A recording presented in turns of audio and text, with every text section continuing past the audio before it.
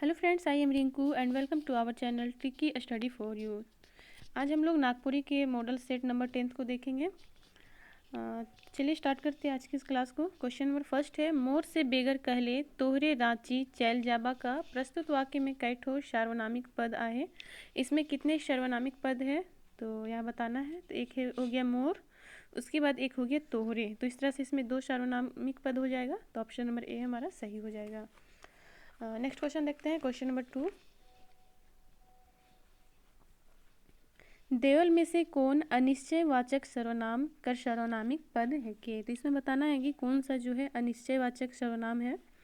तो इसका आंसर हो जाएगा ऑप्शन नंबर बी, यानी कि केखो।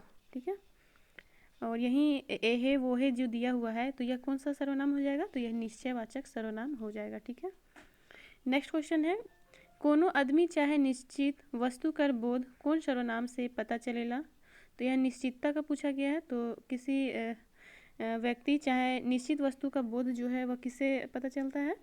तो यहाँ ऑप्शन नंबर डी दिया हुआ है, यानी कि देवल कोनो नहीं, यानी कि इसका जो आंसर हो जाएगा वह हो जाएगा निश्चयवाचक सर्वनाम। ठीक है, नेक्स्ट क्वेश्चन है क्वेश्चन नंबर 4, जेकर तेकर कौन सर्वनाम कर सार्वनामिक पद है के। तो यह किसका हो जाएगा, तो यह संबंध बोधक, जे से जेकर तेकर ये सभी संबंध बोधक का जो है सार्वनामिक पद हो जाएगा। नेक्स्ट है, हिंदी भाषा कर तुलना में गोटेक ऐद का सर्वनाम कौन सर्वनाम के मानल जाएला। तो वह कौन सर्वनाम को माना जाएगा, तो आदर्श सूचक सर्वनाम को। वैसे हिंदी में सर्वनाम के 6 भेद हैं, लेकिन नागपुरी में सर्वनाम के 7 भेद है। जो 7वां भेद है तो वह यही है आदर्श सूचक सर्वनाम। नेक्स्ट क्वेश्चन देखते हैं क्वेश्चन नंबर 6, कोनो जाबिर चाहे गुनी आदमी के आदर देवे के लिए कौन सर्वनामिक पद कर व्यवहार होइला। तो वह कौन सा सर्वनाम का यूज होता है, तो अपने का। ठीक है, नेक्स्ट क्वेश्चन है, मामा तोरे आइज काले जात हाँ प्रस्तुत वाक्य में कई ठो सार्वनामिक पद आए। तो इसमें कितने सार्वनामिक पद है, तो यहाँ बोला गया है कि तोहरे, एक ये हो गया, एक ये हो गया काले, अनिश्चयवाचक सर्वनाम ये एक हो गया, एक पुरुषवाचक सर्वनाम। तो इस तरह से इसमें कितने सार्वनामिक पद हो जाएंगे, तो इसमें 2 सार्वनामिक पद हो जाएंगे, यानी कि option number D. Next question है, वाक्य में निरसरता लाने से बाचे के लिए केकर उपयोग होइला। यानी कि वाक्य में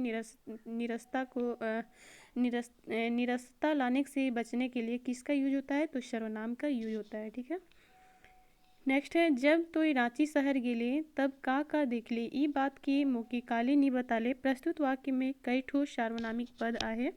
तो इसमें बताना है कि कितने सार्वनामिक पद है। तो एक यहाँ से देख सकते हैं, तोय हो गया, उसके बाद है का, उसके बाद है ई बात के काले नी बताले जब तो रांची शहर गेले तब का देख ले ई बात के मौके काले नी बता ले। तो यहाँ इस तरह से 4 है, तो ऑप्शन नंबर बी इसका सही हो जाएगा। नेक्स्ट क्वेश्चन है क्वेश्चन नंबर 10, कौन सर्वनाम कर व्यवहार से क्रिया रूप में बदलाव चैल आवेला। तो किस सर्वनाम का यूज करने से क्रिया रूप में जो है चेंजेस आते हैं।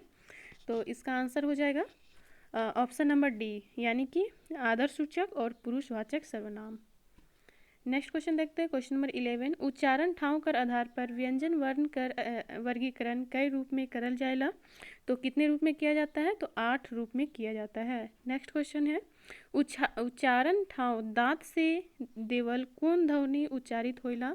तो दांत से जो है किस किस ध्वनि का उच्चारण होता है, तो इसका हो जाएगा त, थ, द, ध, यानी कि यहाँ इसमें तीनों ऑप्शन सही हो जाएगा, यानी कि ऑप्शन नंबर डी।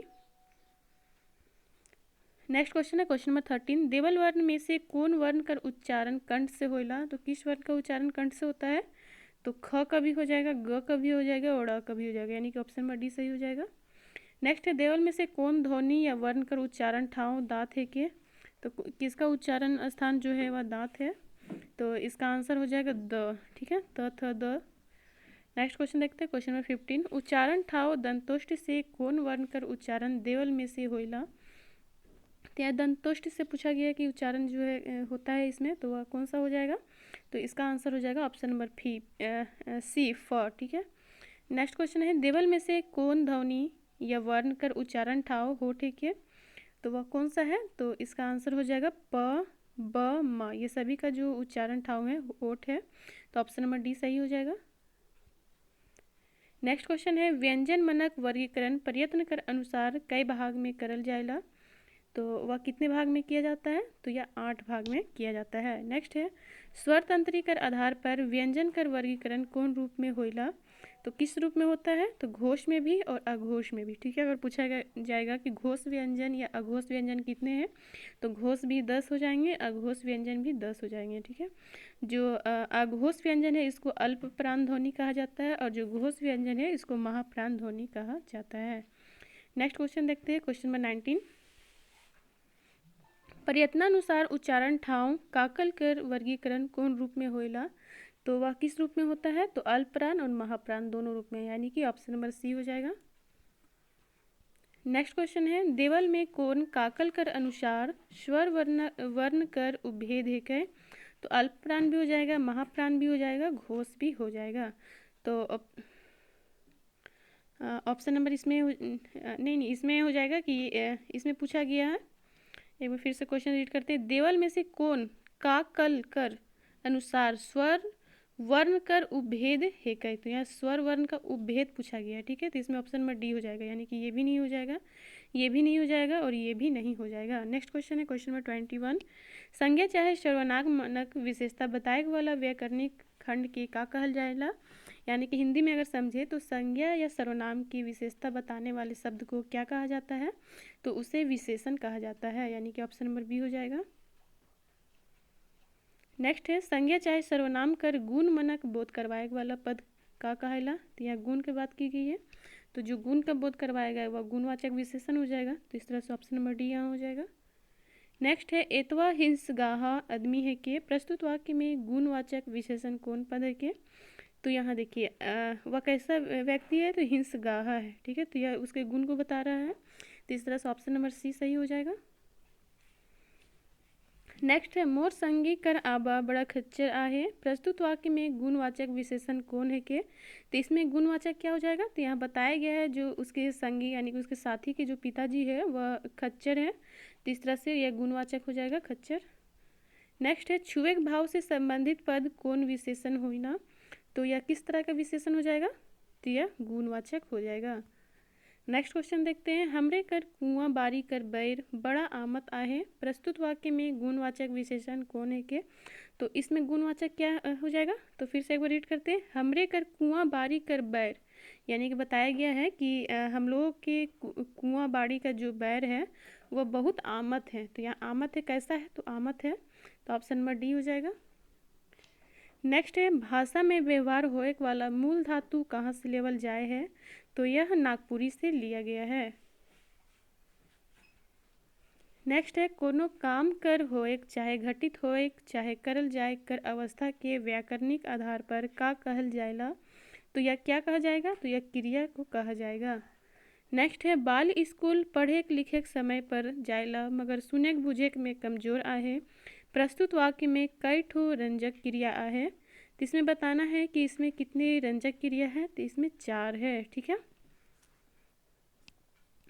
यहाँ एक देख सकते हैं पढ़ेक लिखेक और यहाँ है सुनेक बुझेक, यानी कि 4 हो जाएगा। नेक्स्ट क्वेश्चन है क्वेश्चन नंबर 30। रंगुआ साड़ा के आज तक कोनो साड़ा हरवायक नी पाए रहे प्रस्तुत वाक्य में हरवायक शब्द में कौन प्रत्यय जुड़ल आहे? तो इसमें कौन सा प्रत्यय जुड़ा हुआ है? तो देखिए इसमें प्रत्यय किसको कहते हैं? जो कि अंत में जो जुड़ता है। ठीक है, और उपसर्ग जो शब्द के शुरुआत में जुड़ता हो। तो इसमें प्रत्यय पूछा गया है, तो इसमें देखिए हरुआ जोड़ एक, तो इसमें एक जो हो जाएगा वह प्रत्यय हो जाएगा, तो ऑप्शन नंबर सी सही हो जाएगा। वहीं अगर इसमें उपसर्ग पूछा जाता तो क्या हो जाता? उपसर्ग पूछा जाता तो इसमें हरू हो जाता। नेक्स्ट क्वेश्चन देखते हैं क्वेश्चन नंबर 31। पुटकल साग फुनगेक तैर हो जाए है प्रस्तुत वाक्य में फुनगेक कर समानार्थी शब्द बताओ। तो फुनगेक का समानार्थी शब्द क्या होगा? तो इसका हो जाएगा नोकजेक। नेक्स्ट है जे कर्म रहित वाक्य होइला ओके कौन तरह कर क्रिया से जुड़ल वाक्य मानल जाएला?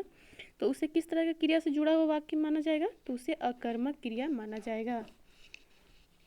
और अगर क्रिया की भेद की बात की जाए तो क्रिया के 2 भेद होते हैं, अकर्मक क्रिया और सकर्मक क्रिया। और सकर्मक क्रिया की बात की जाए तो इसके भी 2 भेद हैं, एक कर्मक क्रिया और द्विकर्मक क्रिया। और वहीं अगर पूछा जाएगा कि संरचना के आधार पर क्रिया के कितने भेद हैं? तो संरचना के आधार पर क्रिया के 5 भेद हैं। कौन कौन से? तो साधारण क्रिया, संयुक्त क्रिया, नाम धातु क्रिया, प्रेरणार्थक क्रिया और पूर्वकालिक क्रिया। नेक्स्ट क्वेश्चन है क्वेश्चन नंबर 33, संरचना के आधार पर क्रिया कर कई ठो भेद होना। तो यहीं पूछा गया संरचना के आधार पर क्रिया के कितने भेद हैं? तो इसका हो जाएगा ऑप्शन नंबर बी 5 भेद। अभी इसका मैंने बताया संरचना के आधार पर 5 भेद हैं, साधारण, संयुक्त, नाम धातु, प्रेरणार्थक और पूर्वकालिक क्रिया। नेक्स्ट क्वेश्चन है जे वाक्य में क्रिया कर दुई ठो कर्म होना ओके कौन क्रिया कहल जाएला? तो जिसमें दो कर्म रहेगा वह कौन सा हो जाएगा? तो वह द्विकर्मक क्रिया हो जाएगा। जैसे कि एक एग्जाम्पल लेते हैं,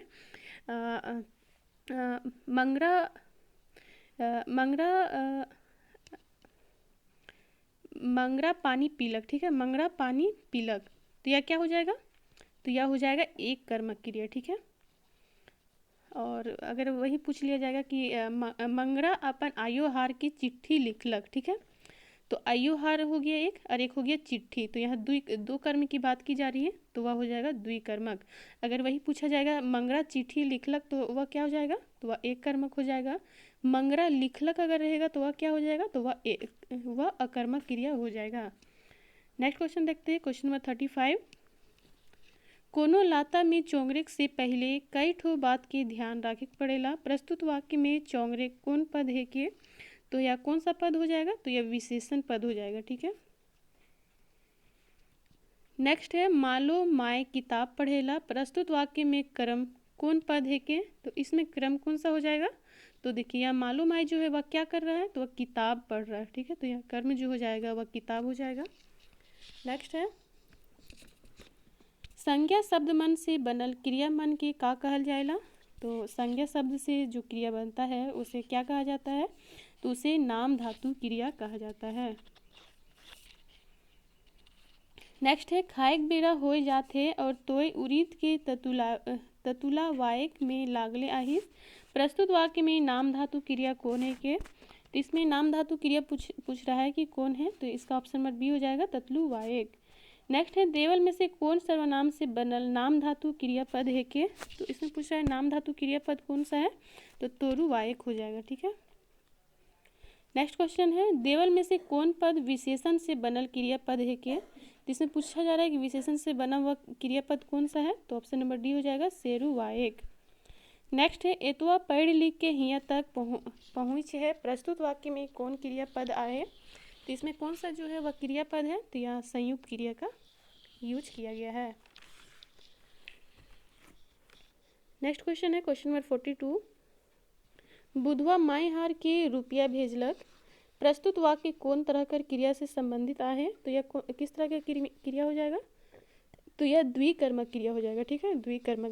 बुधवा अगर यहाँ क्वेश्चन में रहता है बुधवा भेजलक, ठीक है, वनली लिखा हुआ रहता है बुधवा भेजलक, तो यह क्या हो जाता है? तो यह अकर्मक क्रिया हो जाता है।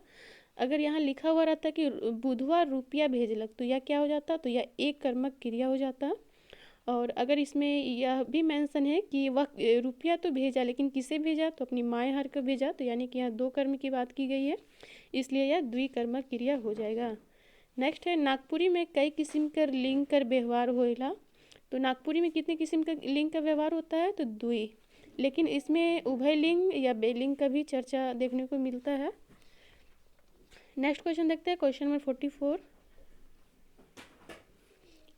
नागपुरी में अपवाद का रूप में कौन लिंग कर व्यवहार होइला? तो अपवाद रूप में इसमें किस लिंग का व्यवहार होता है? तो उभय लिंग का भी यूज कहीं कहीं देखने को मिलता है। नेक्स्ट है पानी जहाज कौन लिंग कर उदाहरण है के? तो पानी जहाज जो है वह बेलिंग का उदाहरण हो जाएगा। नेक्स्ट है आप प्राणीवाचक संज्ञा कौन लिंग कर उदाहरण है के? तो यह कौन सा लिंग का उदाहरण हो जाएगा? आप प्राणीवाचक संज्ञा, तो यह बेलिंग का उदाहरण हो जाएगा। नेक्स्ट है देवल में से कौन उभय लिंग कर उदाहरण है के? तो उभय लिंग का उदाहरण कौन सा हो जाएगा इसमें ऑप्शन में से? तो इसका हो जाएगा चिड़रा। नेक्स्ट है नागपुरी में का लिंग कर कारण क्रिया रूप में बदलाव आवेला। तो इसमें पूछ रहा है कि क्या इसमें बदलाव आता है लिंग कर कारण क्रिया में? तो इसका आंसर क्या हो जाएगा? तो इसका आंसर हो जाएगा नहीं। ठीक है, नहीं होता है। नेक्स्ट है किताब कौन तरह का लिंग है के, तो किताब जो है वह किस तरह का लिंग हो जाएगा, तो यह भी बेलिंग हो जाएगा। नेक्स्ट है पिलुआ कौन तरह का लिंग मानल जाएगा, तो पिलुआ जो है वह उभय लिंग माना जाता है। ठीक है, आज की क्लास में इतना ही, मिलते हैं नेक्स्ट क्लास में।